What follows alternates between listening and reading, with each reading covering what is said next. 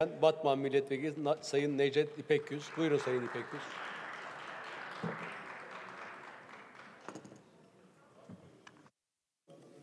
Sayın Başkan, değerli milletvekilleri, hepinizi saygıyla selamlıyorum. 16 Mart 1988. Dae bina sevate. Anne elma kokusu geliyor. Burada Halepçe soykırımını kutluyoruz. Böylece başlamak istiyorum. Evet, Diyanet 2-3 gündür arkadaşlarımız konuşuyor. Geçen hafta da konuşuldu. Diyanet aslında din kurallarına uymayla ilgili bir düzenlemeyi düşünen bir kurum.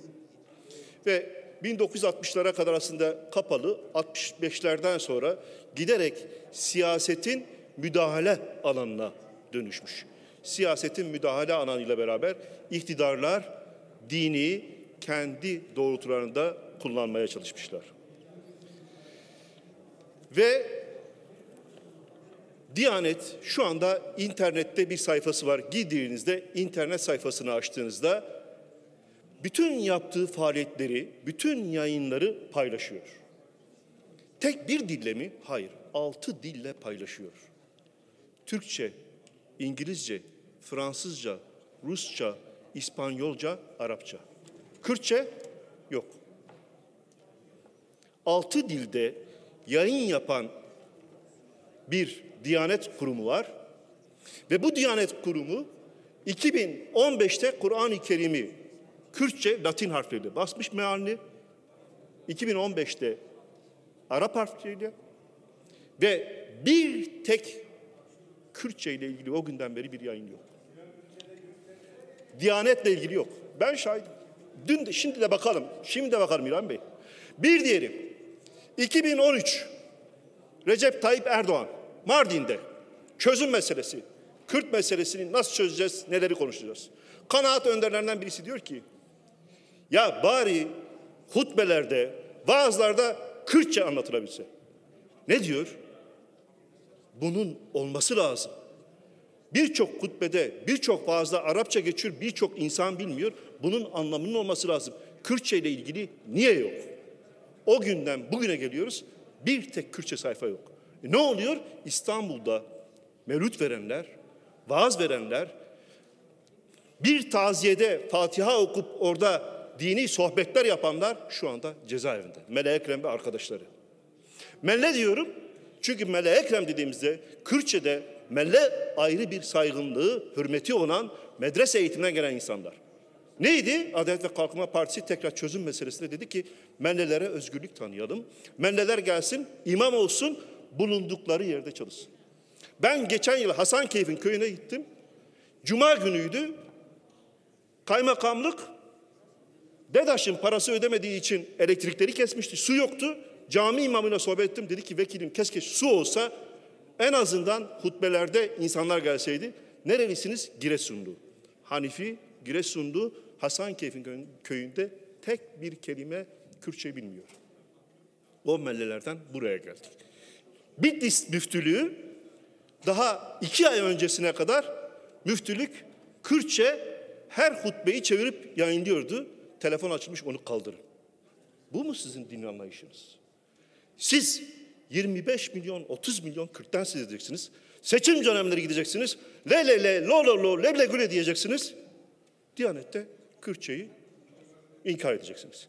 Buradan buraya geldiğimizde aslında Diyanet'in iktidarın yaklaşımına, bakış açısına dönüşüyor.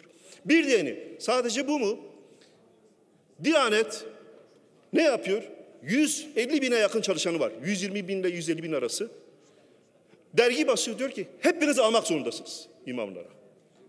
Hepiniz almak zorundasınız. Ama aynı Diyanet her cuma günü sergi açıyor. Her cuma günü sergi açıyor, diyor ki çıkışta yardım edin. Ya VIP ağırlama var, lüks otellerde yemek var, konaklama var, uçağa binmeye var. Milyonlarca insandan her hafta para toplayacaksınız. Bütçesi devasa 7 bakanlıktan büyük. Bazı kalemleri Sayıştay'a girmiyor, denetlenmiyor. Toplayacaksınız parayı. Tamam, toplayın. Ne oldu biliyor musunuz? Ben dün akşam burada Batman'da bir imamla konuştuğumda yeni bir uygulama başlamış. 2 tane elektrik panosu var camilerde. 2 elektrik panosu. Bir elektrik panosu aydınlatma için, Onu Diyanet ödüyor. Diğer elektrik panosu ısıtma, soğutma. Onu cemaat ödeyecek. Isıtma, soğutma. Tamamlayalım lütfen. Bunun peki faturası, elektrik faturası kimi kesiyor camilere? Birçok bölgedeki camilerin faturası, elektrik faturası, bu özelleştirilmiş DEDAŞ, TC'si olmak kaydıyla imamları TC'lerini alıyor. Siz her hafta para toplayacaksınız. Diyeceksiniz ki gelen cemaat soğuma, ısıtma parasını senden alıyor. Buna ne denir? Ya Allah, buna artık siz isim koyun. Haraç mı denir, başka bir şey mi? Ha, olmaz mı? Olur. Olur, nasıl olur?